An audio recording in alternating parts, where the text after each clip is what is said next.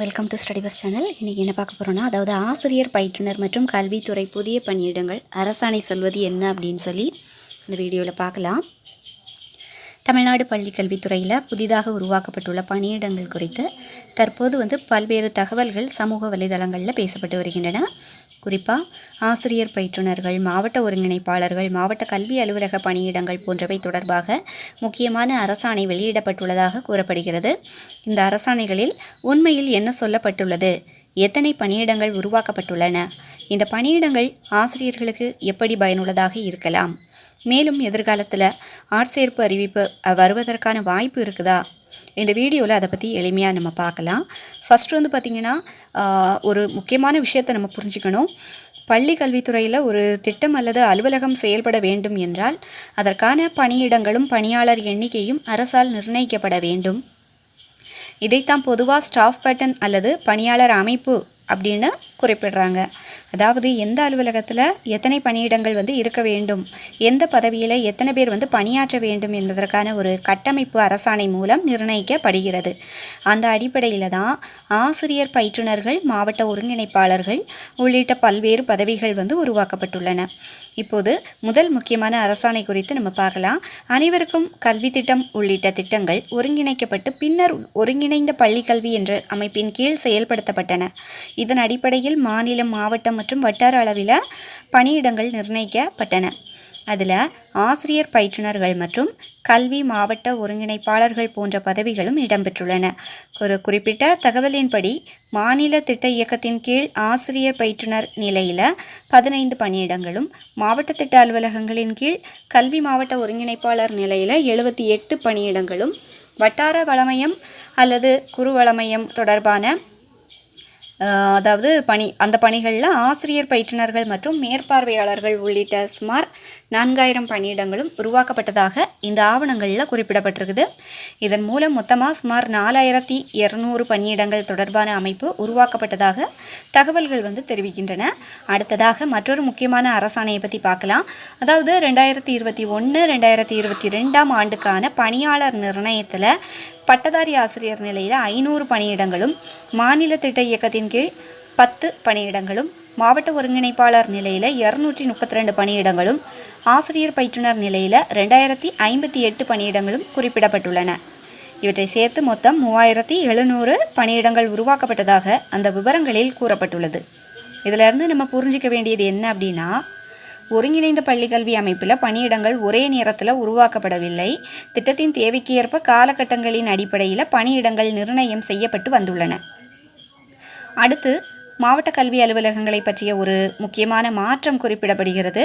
பள்ளி கல்வித்துறையில் மாவட்ட அளவில் செயல்படும் கல்வி அலுவலகங்களின் அமைப்பை மறுசீரமைத்து தொடக்க கல்வி, இடைநிலை கல்வி மற்றும் தனியார் பள்ளிகள் போன்ற பிரிவுகளை உள்ளடக்கிய வகையில் மாவட்ட கல்வி நிர்வாகத்தை அமைக்கும் நடவடிக்கைகள் மேற்கொள்ளப்பட்டுள்ளன.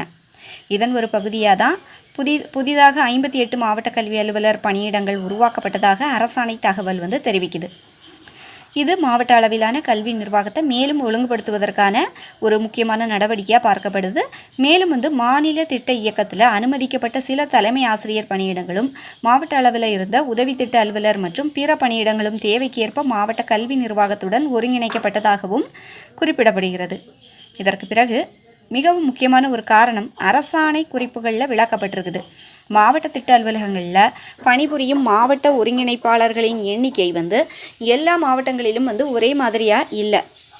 சில மாவட்டங்களில் குறைந்த எண்ணிக்கையிலும், சில மாவட்டங்களில் அதிக எண்ணிக்கையிலும் ஒருங்கிணைப்பாளர்கள் பணியமர்த்தப்பட்டிருந்தனர். இதனால் ஒரே மாவட்டத்தில் உள்ள பல்வேறு குறுவள மையங்கள் அல்லது கல்வி சார்ந்த அலகுகளுக்கு வெவ்வேறு ஒருங்கிணைப்பாளர்களை அணுக வேண்டிய சூழ்நிலை ஏற்பட்டதாக கூறப்படுது. இதனால் நிர்வாகத்தில் கூடுதல் சிரமம் ஏற்பட்டதாகவும் தெரிவிக்கப்பட்டுள்ளது. குறிப்பாக பள்ளி வசதி, பள்ளி செல்லாத குழந்தைகள், சிறப்பு கவனம் தேவைப்படும் மாணவர்கள், விளையாட்டு நடவடிக்கைகள், மாதிரி பள்ளிகள் மற்றும் பல்வேறு பள்ளிக்கல்வி திட்டங்களை கண்காணிப்பதில் ஒருங்கிணைப்பு சிக்கல்கள் இருந்ததாக ஆவணங்களில் குறிப்பிடப்பட்டிருக்குது. இதற்கு தீர்வாக அனைத்து மாவட்டங்களிலும் மாவட்ட ஒருங்கிணைப்பாளர்களின் எண்ணிக்கையை ஒரே மாதிரியான அடிப்படையில் அமைக்க வேண்டும் என்ற கருத்து முன்வைக்கப்பட்டிருக்குது. அதே நேரத்தில் கல்வியியல் பின்தங்கிய மாவட்டங்களில் செயல்படும் கஸ்தூரிபா காந்தி பாலிகா வித்யாலயா போன்ற திட்டங்களையும் நேதாஜி சுபாஷ் சந்திரபோஸ் பள்ளிகள் போன்ற சிறப்பு வசதிகளையும் ஒருங்கிணைப்பதற்காக தேவையான சில மாவட்டங்களில் கூடுதல் ஒருங்கிணைப்பாளர் பணியிடத்தையும் அனுமதிக்கும் வகையில் பணியிட எண்ணிக்கை நிர்ணயம் செய்யப்பட்டுள்ளதாக தகவல்கள் தெரிவிக்கின்றன. இப்போது முக்கியமான கேள்விக்கு நம்ம வரலாம்.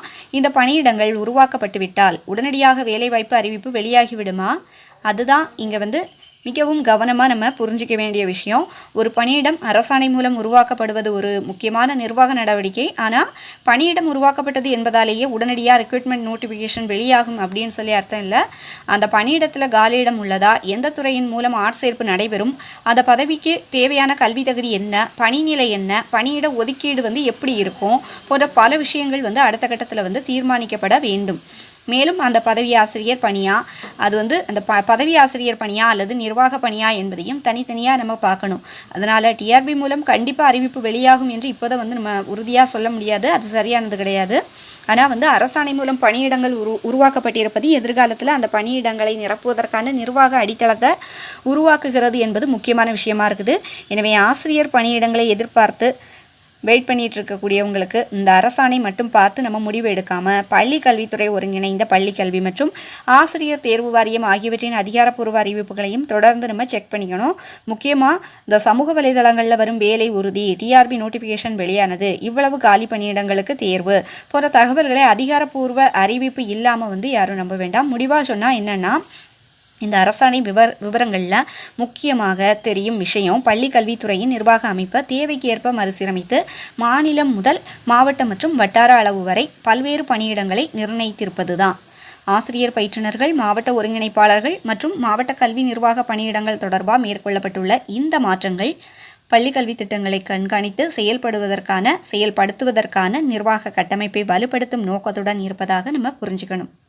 ஆனால் இந்த பணியிடங்களில் எப்போது ஆட்சேர்ப்பு நடைபெறும், எந்த பதவிக்கு எந்த தேர்வு நடத்தப்படும், டிஆர்பி மூலமாக அல்லது வேறு ஆட்சேர்ப்பு முறையிலா, எத்தனை காலி பணியிடங்கள் உண்மையில் நிரப்பப்பட உள்ளன என்பது தொடர்பான தெளிவான தகவல் அதிகாரப்பூர்வ அறிவிப்பு வந்த பிறகே நம்ம அதை உறுதியாக சொல்ல முடியும். எனவே இந்த தகவல் உங்களுக்கு பயனுள்ளதாக இருந்துச்சுன்னா இந்த வீடியோவுக்கு ஒரு லைக் பண்ணி விடுங்க, ஷேர் பண்ணுங்கள், அப்படியே ஹைப் பண்ணி விடுங்க. அப்போ தான் நிறைய பேருக்கு இந்த வீடியோ ரீச் ஆகும். மறக்காமல் நம்ம ஸ்டடி பெஸ்ட் சேனலை சப்ஸ்கிரைப் பண்ணி வச்சுக்கோங்க. தேங்க்ஸ் ஃபார் வாட்சிங்.